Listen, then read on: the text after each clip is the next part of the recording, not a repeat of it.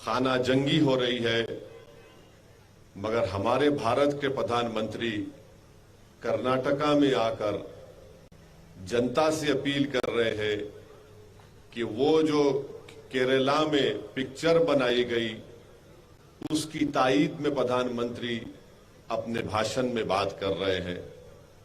हम देश के प्रधानमंत्री से ये रिक्वेस्ट करना चाह रहे हैं कि प्रधानमंत्री, कर्नाटका का चुनाव जरूर है, मगर पाकिस्तान से आतंकवादी आकर हमारे 5 सिपाहियों को उनकी जान ले लिए। मणिपुर जल रहा है, लोग अपने घरों को छोड़कर भाग रहे हैं, गांव जल रहे हैं, चर्चिस को जला दिया जा रहा है, और प्रधानमंत्री जो है उस एक गंदी पिक्चर के बारे में जो चुनाव में कर रहे हैं।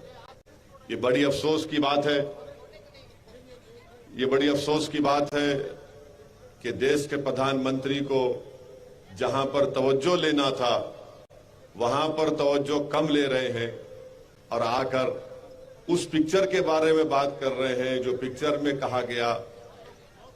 भाई साहब रुक जाइए ना। केरल के 32,000 औरतें आईसिस ज्वाइन की उस पिक्चर में लिखा गया प्रमोशन में। बाद में कोई कोर्ट को गए तो उसने कह दिया कि नहीं सर, खाली 3 नंबर है। हम देश के प्रधानमंत्री से पूछना चाह रहे हैं, अगर कोई पिक्चर फैक्ट पर बनाई गई है तो खुलकर कहो फैक्ट पे बनाई गई।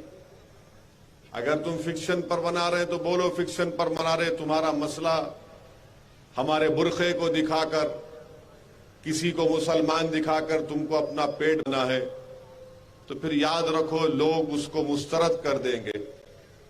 हम प्रधानमंत्री को याद दिलाना चाह रहे हैं कि जब राजनाथ सिंह भारत के होम मिनिस्टर थे, क्या उन्होंने नहीं कहा था कि भारत के अल्पसंख्यक समाज मुसलमानों का आईसिस और अल-कायदा से दूर दूर तक कोई ताल्लुक नहीं है, वो दूर है उससे? क्या खुद भारत के प्रधानमंत्री नरेंद्र मोदी ने नहीं कहा था कई बैनुल-अक़वामी फोरम पर? और आज इसको जोड़ रहे हैं, नफरत फैलाने की बात कर रहे हैं, और देश के प्रधानमंत्री बोलते हैं कि सख्त सजा दो। क्या सजा देना चाहिए? कौन सी सजा देना चाहिए? और अगर देश के प्रधानमंत्री एक पिक्चर की स्टोरी को सही मान रहे हैं तो प्रधानमंत्री, ये तो आपकी नाकामी है, आपकी सरकार की नाकामी है कि आप अपनी नाकामी को कबूल कर रहे हैं, एक्सेप्ट कर रहे हैं कि यू हैव बीन अनसक्सेसफुल।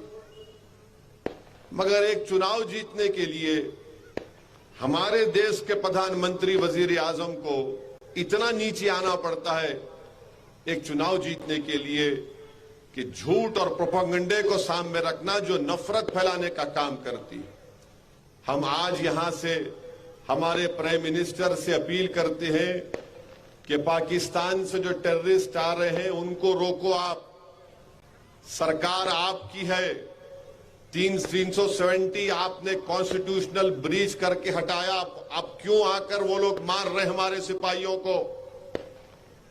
ये 10-12 दिन में एक तो सिपाहियों की गाड़ी जा रही थी, उस पर रॉकेट लॉन्चर से उनको शहीद कर दिया, और फिर कल आज 5 हमारे सिपाही मारे गए। क्या हो रहा है हमारे देश में प्रधानमंत्री?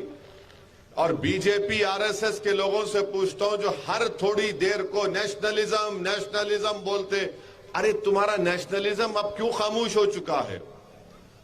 कहां गया तुम्हारा नेशनलिज्म? बताओ, बोलो तुम्हारा नेशनलिज्म कहां है? हमारे सिपाही मारे जा रहे हैं पाकिस्तान से आकर, और बीजेपी के आरएसएस के लोग उस पर बात नहीं करते। हमारे देश में मणिपुर में चर्चों को जला दिया जा रहा है, सिविल वार हो रही है मणिपुर में। क्यों हो रही है? क्योंकि बीजेपी ने डिवाइड एंड रूल की पॉलिसी मणिपुर में की।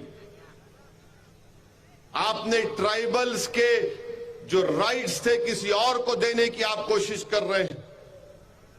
हम उम्मीद करते हैं कि देश के प्रधानमंत्री, वजीर आजम, प्राइम मिनिस्टर थोड़ा टाइम निकालेंगे इन चीजों पर कंसंट्रेट करेंगे और रोकेंगे।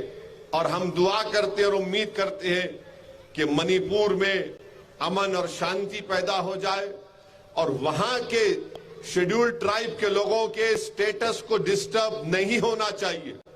ये एमआईएम पार्टी डिमांड करती है।